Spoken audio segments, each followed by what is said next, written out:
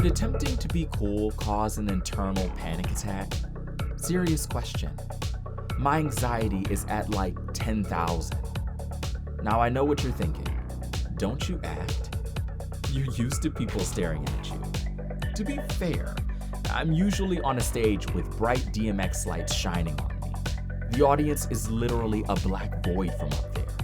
I couldn't see them if I tried. Yes, to answer your question, my church does have DMX moving lights for its theater. And yes, my church has its own theater. My pastor was an actor in his younger years, so he believed that God's word can be taught in many different ways. So why not on the stage? The stage I just left is different though. I could see every face. It felt like their eyes were burning into me. There's no curtain or proscenium to protect me from that audience. Is that what it takes to be on top? Having to play a role every time you walk out the front door? Oh, sheesh. This is gonna be harder than I thought. You good, dude? Artie asked as we walked toward my locker in B Wing. Yeah, I'm good. That was just a lot. You know? Oh, I know. The Cube is literally like a Broadway stage, except all the lights are on and you aren't off book, Artie said with a menacing smile. 1, don't ever say something that's scary again. I'm literally triggered. And 2, good reference. I'm teaching you well. I mean, I'm basically a certified thespian now. Upstage, downstage, places, action, all that stuff, he said. Close enough, I responded. For what it's worth, I think you killed it in there. Not that you need their approval, but you definitely caught their attention, Artie said. I opened my locker and glanced back at him. Seriously? Yeah, some senior girls were checking you out. Kevin from StoryLAB looks like he wanted to fight you. He wants to fight everyone, I said. Artie laughed. Rose, though. Artie looked around. What? I asked impatiently. He smiled at me and shook his head. All I'm gonna say is that Noah has some competition on his hands. Hearing that made me feel excited and nervous at the same time. I mean, I was excited about the prospect of Rose liking me, but the idea of going toe-to-toe with Noah Frazier was not a fun thought, especially since he has a team of buff football-playing buddies that could catch me slipping on any day.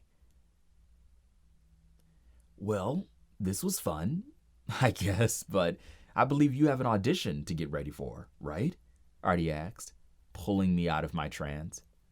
Yeah, I do. Are the current drama club members at the auditions? Artie asked. Oh, crap. I forgot about that. Rose is gonna be there. How did I forget that? Caleb? You look like you just saw a ghost. Yeah, my own, after I die during this audition. Oh, you'll be fine. Just close your eyes and pretend you're in your bedroom, just crooning to yourself, Artie said, throwing his arm around my shoulder. We walked toward our next class, and it took everything in me not to run straight for the exit sign. Acting is hard, and this is one play I'm ready to bow out on.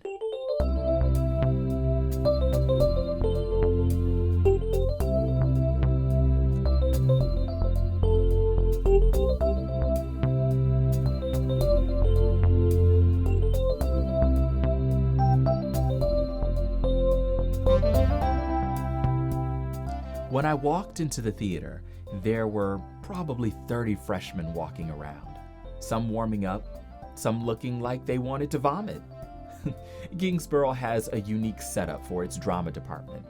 Unlike most schools that just let anyone audition for each show and has a set drama class for the elite, I guess. They have an audition-only company. The company makes up the drama class, and in most cases, Miss Hart, the drama teacher, pulls the principal cast, leads for you non-theater geeks out there, from that group. Outside students can get leads, but it's rare, I've heard. This year's fall musical is named Untitled. Apparently, it's this musical that just closed on Broadway. It's being turned into a movie, but in the meantime, the performance rights became available, and Miss Hart snatched them up.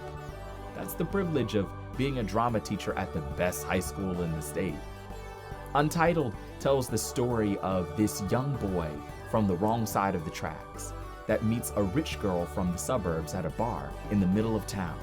They fall in love through the power of music and fight for that love when their parents try to pull them apart. The main guy is named Jack, and the girl is Ezra. I'd love to play Jack, but there's kissing scenes, and I'll let you in on a little secret. I've never kissed a girl. I know, shocking. You'd think the thought of being able to possibly kiss Rose, if she's cast as Ezra, would be appealing, but it just ignites my anxiety more. Like, how does it even work? Do you just touch your lips? Does kissing on stage even count as a first kiss? I'm getting off track. Sorry. Okay, so I walked in and took a seat in the back. I pulled the sides out of my book bag and went through them by myself, which is kind of hard when it's a two-person scene. Everyone else is partnered up, but I'm kind of too nervous to ask someone to run lines with me. That is until, "Hey, want to run lines with me?" someone says from behind. I turn around and see this pretty girl with freckles and a ponytail, beaming. "Oh, hi. Yeah, sure," I responded. She smiles and sits down next to me. "My name is Samantha, but you can call me Sam. This isn't Sex in the City," Sam says. I laugh because the only reason I get that reference is because my mom used to love that show. I wasn't allowed to watch, but I knew basically everything that happened episode by episode. It was like her whole life for a minute. Sam looks up at me and says, "This your first show, or are you a fellow thespian?" I've actually been acting for a while, mostly with United Faith Church, but I did some acting in middle school plays too. "Oh, you go to United Faith? That's a big church," she said. "Yeah, you get used to it after a while." "That's really cool. I've heard some good things about your drama department." "Well, you're up against some big competition if you're gunning for Jack." "Really? I mean, not that I didn't assume Kingsborough had talent. Also, I'm a freshman, but I don't know. I'm rambling." I sunk into my seat, and she laughed at me. I looked up and blushed. "What?" "Nothing. You're just funny." I smiled and leaned up. "Okay, well, we're not giving up. If you can perform on United Faith's stage, you can get this role, freshman or not," she said. I don't know." "God hasn't given us a spirit of fear, sir," she said. I smiled and picked up my script. Don't 2 Timothy me," I said, laughing. Where has this girl been all my life? We started reading through the lines, and it felt like magic. I heard the lines in a new way. We just bounced off each other's energy, and before I knew it, we had run the scene like 3 times. It wasn't until Miss Hart walked in and snapped me out of my trance. "All right, folks. Rehearsal time's over. Let's get this thing on the road. Who's ready to make some magic?" Miss Hart said from the stage. The whole room erupted with cheers. "Well, here we go," Sam said, shifting forward. "Okay, so here's how it's going to work. My current drama kids are going to audition for roles in Untitled last. But first, we'll audition our newcomers for the drama ensemble. New kids, you'll be considered for roles as well. You'll audition with a partner and then do your songs solo. Kenny here will be your accompanist. He's a senior here and a band member of Higher Ground Worship, Miss Hart said, pointing to a long-haired guy walking onto the stage. All the Christian kids in the group gasped. Higher Ground is one of the biggest ministries in the world, and their worship band tours the world. This kid was playing with Billboard charting musicians. He had this Brandon Boyd thing going on. Very Incubus meets Elevation Worship. Hey guys, I'm super excited to be playing for you today. Don't stress too much. I can make any adjustments to make your performance more comfortable. I want y'all to give your best performance. Just give me the signal and I'll slow down or speed up, Kenny said, sitting his guitar down and sitting at the foot of the stage. For what it's worth, I think Faith United music is way better than Higher Ground, Sam whispered to me. Oh yeah? Tell that to every church in America that plays their music, I said with a joking smile. She laughed silently and leaned over. Maybe y'all don't have enough pretty boy guitar players, she said, giggling. All right, Mr. and Mrs. Gigglebutt, let's have you two up first, Miss Hart said from the stage. I froze. Everyone looked at us, and I could have sunk into the floor if the law of physics would allow that. But unfortunately, it doesn't, and even if it did, the universe wouldn't pass up on getting a good laugh out of this. Sam hops up and holds out her hand. Well, let's show 'em what we got. I just sat there, staring at the stage, frozen, and then the worst happened. Rose walked in. Sorry, I'm late, Miss Hart. MacLeod ran over. She glided up to the front row and sat next to the rest of the ensemble. And Miss Hart looked over at me and said, It's okay. We're just waiting for this young man to grace us with his hopefully talented presence. Sam kneeled in front of my seat and reached out her hand. You can do this. I looked down at her hand, then up at her caring eyes and thought to myself, Get up, Caleb. This is your chance. Don't blow it. I took Sam's hand, got up, and walked toward the stage. Blow us away, Miss Hart said. We took center stage and looked over at Miss Hart. She nodded, and we began. We breezed through the scene, and it felt like I was giving the best performance of my life. I mean, if they didn't know any better, the auditionees, wait, is that a word? Whatever, I'm making it one. The auditionees would think we're really lovers. Once the audition scene ended, Sam did a beautiful rendition of Only Hope by Switchfoot. Her voice is so light and clear.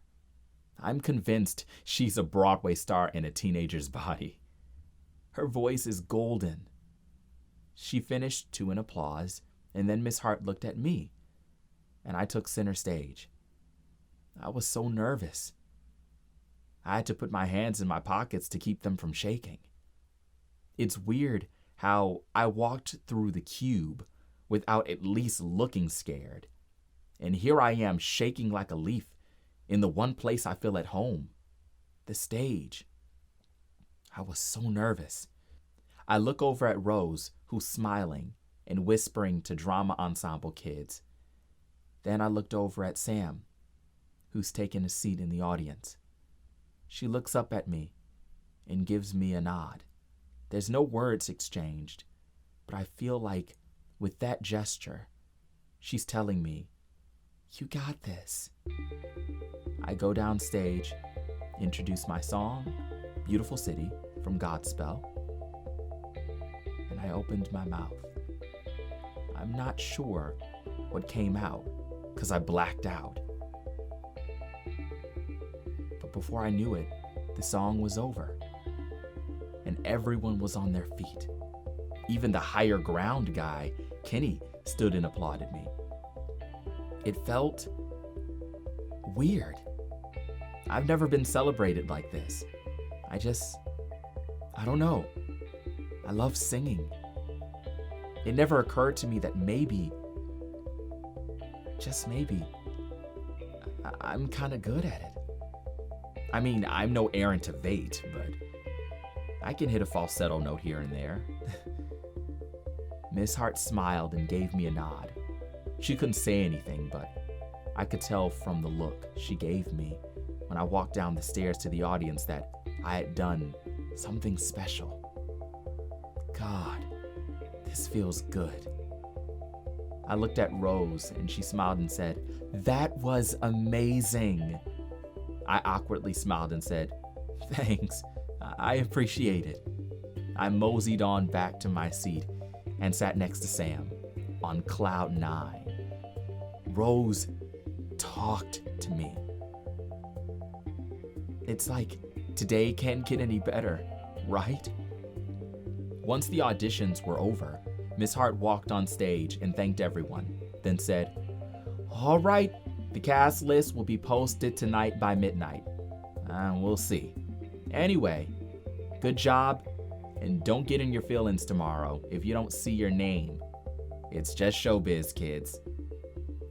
I get up and grab my book bag, and Sam says, "Hey, you want to grab that new iced tea at Andover Coffee? I heard it's pretty good. Might take our minds off." I smile and say, "Yeah, that would be cool. I'll invite my friend Artie, if that's okay." "Yeah, for sure." We head toward the door, and the guy Kenny from Higher Ground runs up to me and says, "You got some pipes, dude. How long you been singing?" Since I was 4, I guess. I sang with my mom in the church choir, so yeah. "Oh yeah? What church?" "Faith United," I said. "Oh, cool. You guys do some great work in the community. Music is not too shabby either." I give off a tired laugh, and he reaches in his pocket and pulls out a card. "Hey, I know Faith United probably has you on lock, but if you ever want to come see a Higher Ground show or just hang with us, let me know. This is my number." "Oh, thanks. I'll definitely consider it." We awkwardly smile and part ways, and Sam looks at me like she wants to burst out laughing. "What?" I say with a stern grin. "Sounds like Higher Ground is trying to steal you," she says. "Well, I'm not interested. I love my church. Plus, Higher Ground is way too big. Not to mention, their band plays arenas." "I think you're underestimating your talent. I can understand not wanting to play with them, but I think you have the talent to sing anywhere, on any stage." I blushed. "I guess." "We'll see what the future holds," I say. I think this girl is a keeper. Anyone that can push past my insecurities and push me to be my best self, that's a good person, a strong person, because I can talk myself down better than a shark lawyer getting a convict off. Let's hope she sticks around. Let's hope I don't scare her away.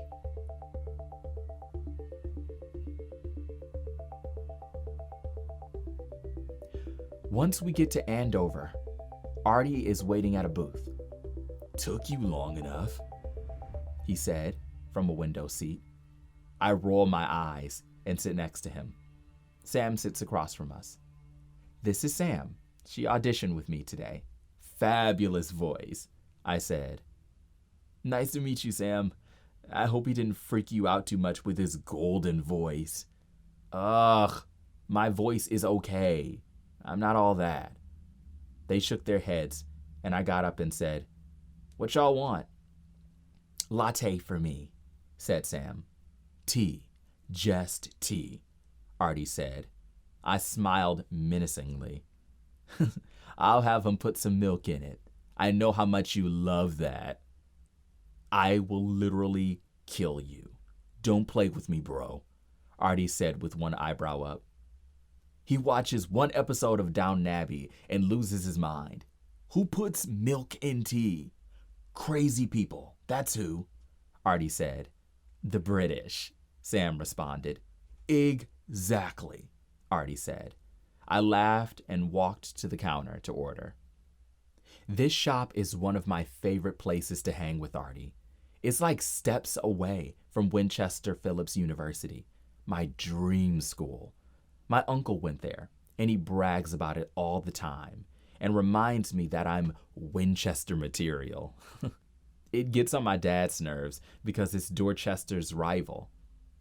If I went, I'd definitely create familial tension. Maybe I'll do it just to shake the table a bit. The barista pulls me out of my trance and hands me the drinks. As I walk over to the table, Artie and Sam are looking at me with wide eyes.